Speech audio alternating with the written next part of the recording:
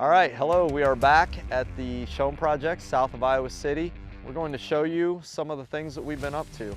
The last time we were here, we didn't have any wall metal up. This is a very standard panel that GREINER Buildings installs. While metal panels may all look the same, they're definitely not. This is a 26 gauge, so it's thicker than the common 29 or even 28 gauge panels that you may commonly see. It's also a 1 foot on center rib, which is nice. Most panels are 9. Since it's a 26 gauge, you can get that 1 foot on center rib and maintain the structural integrity. Makes it a lot easier for us to install, to cut around things and to place things without hitting ribs. A little more technical, it's a G90 substrate, so there's no aluminum in this metal.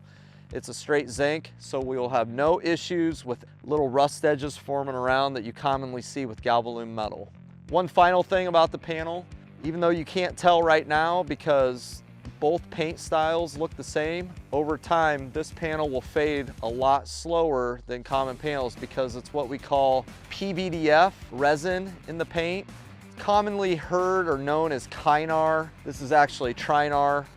It's all the same. It's 70% PVDF pigment. It is not a siliconized modified polyester. So I know that's really technical. It's very important because it really slows down the rate of fade. So this should really look good for a very long time. So the last time we were here, there was no concrete inside. We were just getting ready to fine grade and pour concrete. Concrete work is all done throughout the structure. This has a pretty common channel drain built all the way across the overhead doors. So it slopes down from both angles. So when cars are parked here, it'll be very easy for the water to flow down to this drain. All right, so we're inside the residential section of the Shome here. All the concrete is poured. You can see here, this is the PEX pipes coming up out of the floor in what will be the utility room. These PEX pipes run all the way throughout the floor. You can separate them out into different zones, so you can set your thermostat for those zones, so you can have one section warmer than another. While the in-floor heat is a little more expensive up front than a conventional system, it really is going to add to the comfort. Since this is a concrete floor, it would tend to be cold, but with heat in the floor, it'll really be warm heat coming from below you. Keep your feet warm, really keep your whole body warm. Won't have a tendency to rise or create warm, cold pockets. It'll be a nice, evenly spread heat all the way throughout. And it's also quite efficient. So over time, the client will, gain some of that initial investment back. Continuing on, we talked about the in-floor heat. Now, your heat is only going to perform as good as what the building performs to retain that heat, which is going to be primarily determined by how well it is insulated. This is going to be a very well insulated structure.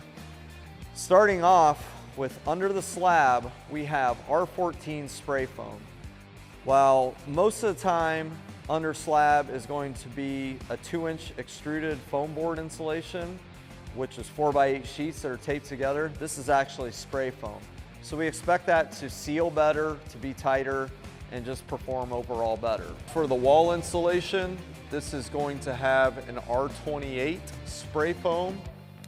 It's a little bit unique. It's going to consist of 2 inches of closed cell, which really gives it the seal.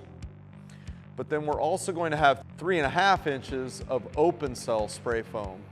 Now that's done to help control some of the noise and some of the acoustics. As you might be able to hear, we're right on a very busy highway, so there's a lot of road noise. So we did that not only to help with the climate control, but some of the noise control as well. Right now, we're just finishing up some of the framing and siding outside, and then we'll move inside. We'll start framing around the perimeter. We'll start putting the mezzanine in. We'll get the ceiling material in, and then at that time, we'll actually blow insulation into the attic. The attic's going to have an R49. So again, given the under slab spray foam, the high R value in the walls, combination of closed cell and open cell, and then the heavy R49 insulation in the attic, we just expect this building to really perform very good for us. One thing I don't think we covered last time, just gonna touch on, and it'll really come to life once we start putting the interior in and putting the ceiling on. but this has a 312 pitch bottom cord truss. If you look, these are actually 2-ply trusses. One of the real advantages to the post frame construction that we do with Shomes is that we can get really large, wide, clear spans, and we can do the vaulted ceiling, which you just see, it's just a wide open canvas. In order to do that, we do have to go with a 2-ply truss, which is why if you look at the trusses, they are 2-plies. Again, they're fastened with special screws, structural screws made for that, and they're also bolted with 2 bolts.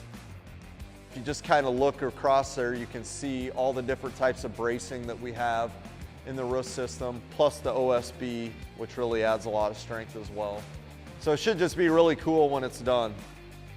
So right now we're standing inside of the porch of this beautiful structure. This is a standard 8-foot wide porch. It's going to be a wraparound and go all the way around that back side. As you can see, it's going to be great views, especially when the crops start to come up. So you can grill out here. You can just kind of hang out, enjoy the weather, whatever it is. These porches are just a great addition to our buildings.